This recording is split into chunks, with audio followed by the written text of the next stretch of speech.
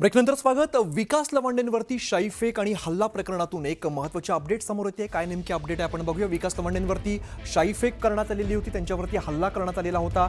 2 दिवस खरं तर या सगळ्या प्रकरणाला उलटलेत आणि त्यानंतर एकाही आरोपीला अटक करण्यात आलेली नाहीये.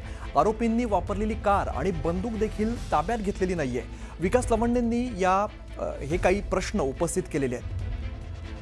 विकास लवांडे यांच्यावरती संग्राम भंडारे यांनी शाईफेक केलेली होती. त्यांच्यासोबत काही कार्यकर्ते होते आणि विकास लवांडेंनी आरोप केला होता की त्यांच्यासोबत काही पिस्तूल होत्या. मात्र अजून सुद्धा कारवाई झाली नाही असं त्यांचं म्हणणं आहे. सुमित सावंत आमचे प्रतिनिधी आपल्याला अधिकची माहिती देत आहेत. सुमित, काय अधिकची माहिती समोर येते विकास लवांडे? सुमित सोनावणे आपल्यासोबत आहेत. सुमित, काय अधिकची माहिती समोर येते, कारण आता या सगळ्या प्रकरणाला 2 दिवस झालेले आहेत.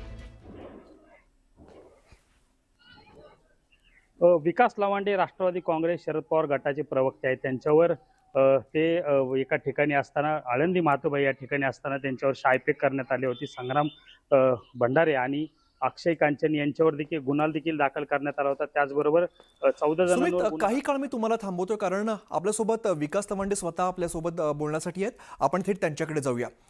विकास लवांडेची, तुमचं काय नेमकं म्हणणं आहे? कारण आता 2 दिवस या सगळ्या प्रकरणाला झालेले आहेत. काय तुमची नेमकी भूमिका आहे? मी लोणी काळभोर पोलीस स्टेशनला पुणे पोलीस आयुक्तांना या संदर्भात फिर्याद दिलेली असताना त्याच्यावर गुन्हे दाखल झालेले आहेत. 6-7 कलम लावलेली आहेत. एक कलम त्याच्यावर BNS 109 लावलेलं नाही. मात्र जे 14-15 आरोपी आहेत, ज्यांनी मला रिव्हॉल्वर दाखवले होते, 3 4 व्हीलर गाड्या घेऊन आले होते, माझ्यावर शाई ओतली होती, या कुठल्याही 14-15 आरोपीपैकी एकालाही 2 दिवसात पोलिसांनी पकडलेलं नाही. त्याचबरोबर कुठली गाडी जप्त केलेली नाही किंवा रिव्हॉल्वर जप्त केलेलं नाहीत.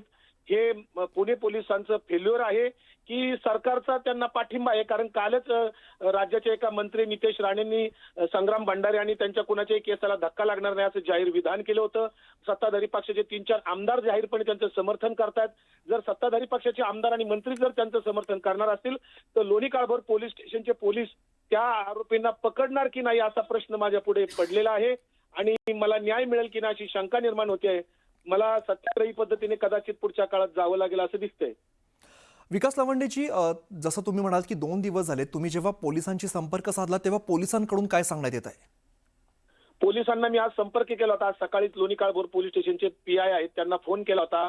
तर ते म्हणाले आम्हाला वेळ नव्हता, काल रविवार होता, आम्हाला कुठेतरी बंदोबस्त होता, त्यामुळे आम्हाला वेळ मिळाला नाही आणि आरोपींचे मोबाईल स्विच ऑफ आहेत. प्रत्यक्षात मात्र काही आरोपी फिरताना दिसत आहेत, काही आरोपींचे मोबाईलही सुरू आहेत. परंतु पोलीस त्यांना पकडायचंच नसेल तर 2 दिवस काय, अजून 2 महिने गेले तरी कदाचित ते सापडणार नाहीत. बरं, पोलीस कारवाई करण्यात टाळाटाळ करतायत असा आरोप तुमचा आहे का?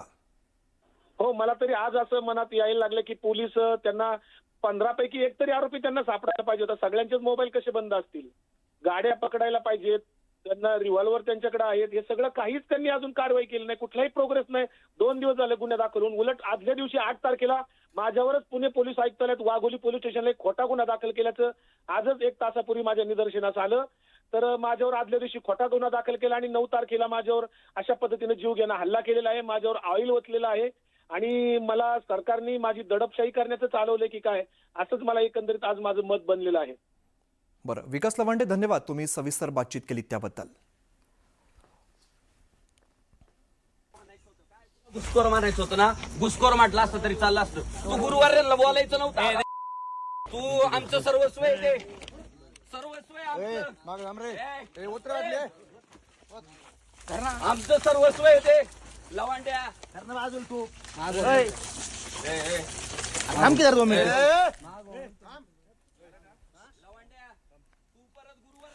पुन्हा एकदा जाऊया. आमचे प्रतिनिधी सुमित सोनावणे आपल्यासोबत आहेत, त्यांच्याकडे आपण थेट जाऊया. सुमित, आपण आता बघितलं, लवांडेंनी जी प्रतिक्रिया दिली ती सुद्धा आपण ऐकली. काय अपडेट समोर येत आहेत? लवांडे यांच्यावर शाईफेक केल्यानंतर लवांडेंना गुन्हा दाखल करण्यासाठी आंदोलनाला त्या ठिकाणी बसावं लागलं होतं. आरोपींना अटक करण्यासाठी देखील त्या ठिकाणी बसावं लागलं होतं. रोहित पवार देखील त्या ठिकाणी आरोपींवर कडक जे गुन्हे दाखल करण्यात यावे अशा मागणीसाठी ते त्या ठिकाणी आले होते आणि त्यांचं पोलीस DCP सोबत चर्चा देखील झाल्या होत्या. त्यानंतर गुन्हा दाखल झाला, हे सगळे प्रक्रिया पार पडली. मात्र आरोपींना अद्याप अटक करण्यात आली नाहीये. 14 जणांविरुद्ध गुन्हा दाखल करण्यात आला होता. त्याच्यामध्ये संग्राम भंडारे देखील होते आणि अक्षय कांचन, जे उरुळी कांचनचे आहेत, त्यांच्यावर देखील गुन्हा दाखल करण्यात आला होता. त्या गुन्हा दाखल झाल्यानंतर अद्याप 2 दिवसानंतर देखील या आरोपींना अटक करण्यात आली नाहीये. विकास लवंडे जे आहे ते आरोपींना अटक करण्यासाठी थांब होते आणि त्यांनी सत्याग्रह देखील त्या ठिकाणी त्या लोणी काळभोर पोलीस ठाण्याच्या आवारामध्ये केला होता. मात्र DCPनी आणि पोलिसांनी समजूत काढून आम्ही आरोपीला अटक करणार आणि अटक करेल, फक्त आम्हाला वेळ द्या असं देखील सांगितलं होतं. मात्र या सगळ्यामध्ये कुठेही अजून 2 दिवस झाले, आणखी 2 दिवस झाले, मात्र बरोबर. सुमित, त्यामुळे इथून पुढे काय कारवाई होते सुद्धा पाहणं महत्त्वाचं असेल. धन्यवाद या सगळ्या सविस्तर माहितीसाठी. एक छोटासा